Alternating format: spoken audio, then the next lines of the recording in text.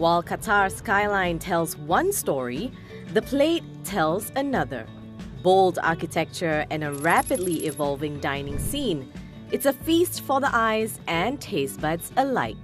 Home to more than 100 nationalities, it's no surprise that you'll find Qatar to be a melting pot of diverse cuisines. Whether it's a high-end gastronomical experience, a simple and homey meal, or a no-frills street food stop, we're eating our way through Doha one bite at a time. I'm Laila Humaira, and this is Qatar in Motion. Did you know that among Qatar's population of more than 3 million people, 88% of residents are from a diverse spectrum of nationalities? With that comes an extensive palette of flavors that forms the country's food culture.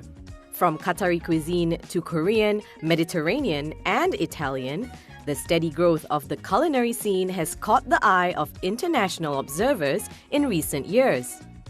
The country was inaugurated into the Michelin Guide in 2025. This year, the list includes 3 one-Michelin-starred restaurants, 8 Bib Gourmand establishments, and 33 Michelin-selected restaurants. Well, the newest one Michelin-star restaurant in Doha, joining Idam by Alan Ducasse and Jamavar, is Alba, serving modern Italian cuisine here at the Raffles Doha. Named after a northern Italian town famous for its white truffles, Alba brings the essence of its namesake to Qatar. These twin curved towers, which have become one of Qatar's most distinctive architectural landmarks, is home to a restaurant that promises a unique dining experience, where artistry is as important as flavor.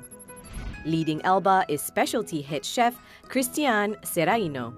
It's a contemporary Italian restaurant, so we have tradition but also innovation at the same time. So we take the classic dishes and then we transform them using different textures, different flavors, and sometimes even local ingredients from the farms that are here.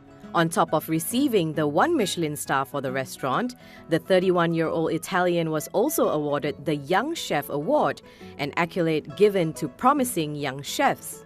That was definitely a surprise. The Young Chef Award I did not expect. It was pure happiness. For a chef, you just dream of it since you are very young. Of course, me and my team, we were absolutely amazed. Teamwork is another thing that a lot of people underestimate. But then at the end of the day, it's a lot of people who are involved, and it needs every one of them to be really giving their best to achieve any of these goals. Christian credits his culinary successes to his upbringing, where he developed a deep respect for food and flavor, an understanding of fresh ingredients. In Italy, there are so many regions, and then in each region there are so many ingredients, so that helps. Italian cuisine is all about simplicity at the end of the day, but the quality of the ingredients is the key. We want to do something simple, but elevated, with amazing ingredients, and that's normally more than enough, and of course a lot of passion. One of Alba's highlights is the Chef's Table, an intimate 8-course dining journey personally guided by Christian. We call it the humble onion. The Chef's Table, I think, is the best experience for sure, because you get to talk to me throughout the whole meal, so you get to know really a lot of things that you wouldn't really know if you are in another table.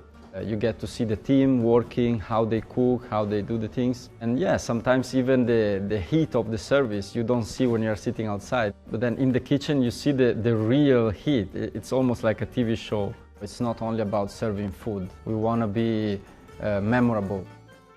A truly sweet ending to an unforgettable Chef's Table experience here at Alba. Another new addition to the Michelin Guide Qatar can be found here at the Old Doha Port's Mina district. With roots from Beirut's most artsy neighborhood, Baron prides itself with simple and informal dishes, but with sophisticated flavors. It's a Middle Eastern restaurant. We are serving authentic and Levantine food. We are focusing on fresh ingredients, and the most important, to give the great hospitality. Simple yet scrumptious, that is the restaurant's signature style. In fact, it was an unassuming ingredient that gained them culinary recognition, being selected as a Bib Gourmand restaurant.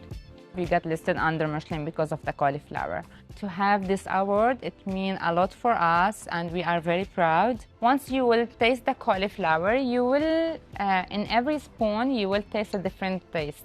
First, the spices with the charcoal because it's on the jasper. So it's a combination of spices. Other than the charred cauliflower, Baron lists its fattoush salad and slow-cooked lamb shank with spiced majbouz risotto as the must-haves in the menu. While a meal at Baron takes you to the Mediterranean, the journey of Qatar's growing appetite doesn't end there. More than a collection of world-class restaurants, the nation is a one-stop shop for global cuisines, truly a melting pot of culinary culture. In Qatar, there is a lot of cuisine. So any restaurant you will go and try the food, you will enjoy and you will feel like you are really there in the country that they are bringing this concept, all the food for this restaurant. But beyond the Michelin Guide and fine dining restaurants, there's also space for entrepreneurs to add new culinary identities to Qatar's food spectrum.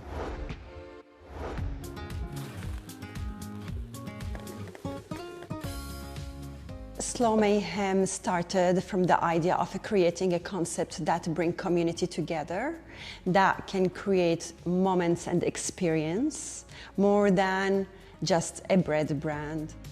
So this feeling, you notice it in the kitchen when you spend full 2 days, 3 days preparing the breads, kneading, putting in the fridge, taking out of the fridge, noticing the starter. It takes time.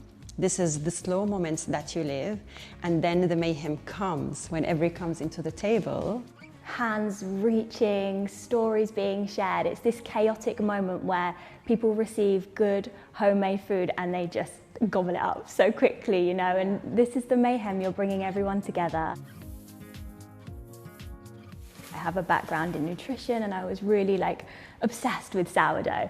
So we realized wow, this is something really cool here.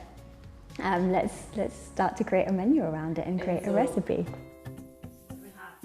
We have everything from sourdough bread, and then we use that same starter to make crackers, to make sourdough cookies, and then we also have another side of the menu that's it's all health focused, you know, sourdough, as we know, is so good for you as bread.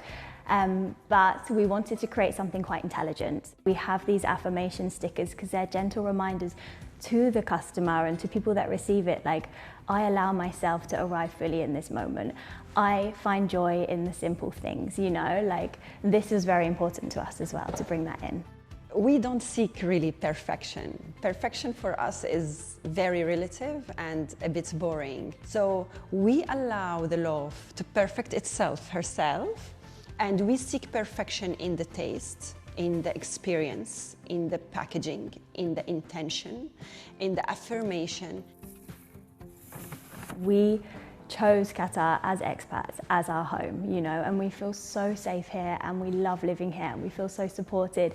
And to be able to bring something from both of our backgrounds and both of our cultures, it feels really special and it's bringing these little pockets of magic up and bringing some creativity and some culture into, you know, a city that it's coming alive.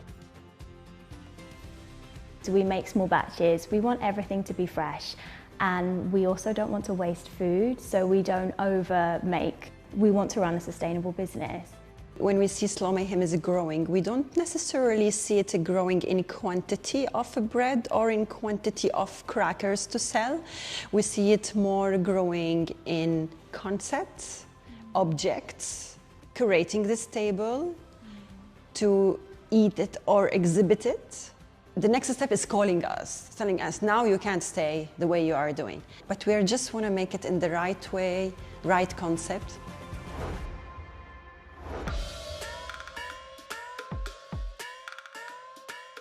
I feel like I've been transported to somewhere in Beijing or Shanghai, but I'm actually in the heart of Doha, in Souk Waqif, and this is Yellow River.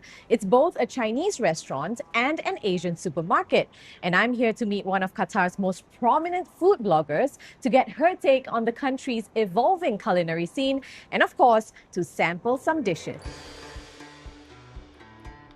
Rachel, thank you so much for suggesting to come to this place, Yellow River. There's a huge spread in front of us, and I know that you're a big fan of Yellow River. So tell us what are the dishes, and let's get right into it.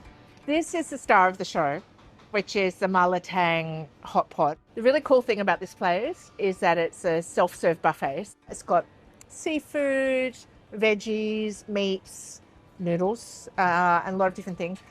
And then you pay by the kilo, and then you choose the spiciness level. This is like a sweet and sour kind of fish. They've butterflied it and they've presented it beautifully. Yeah. This is a little bit sweet, a little bit sour, a little bit of spice in there. Now, you're hitting my soft spot here, my sweet spot. This is a jang bing, pardon my pronunciation. It's a classic Chinese street food. I first encountered this maybe 10, 15 years ago when I first traveled to China. You know, when I first came here, there just wasn't the diversity, and as the population grew, so did the need and the interest in food. I can only see it getting even more diverse. Like, for example, to a certain extent, we do reflect other trends around the world. People come here and they bring their own food traditions. What I am seeing, and I kind of like, more emphasis on Qatari food and Gulf food. So we're seeing a lot of smaller brands popping up here with a lot of support locally. And I hope that some of these brands will get a bit of traction globally. Well, Rachel, thank you so much for bringing us to Yellow River. Pleasure. But enough with the talking. Let's continue indulging ourselves in this amazing spread. You don't have to ask me twice. It's been fun showing you all the different flavors of Qatar, but that's all the time we have for now. Thanks for watching Qatar in Motion, and see you next time. Let's dig in.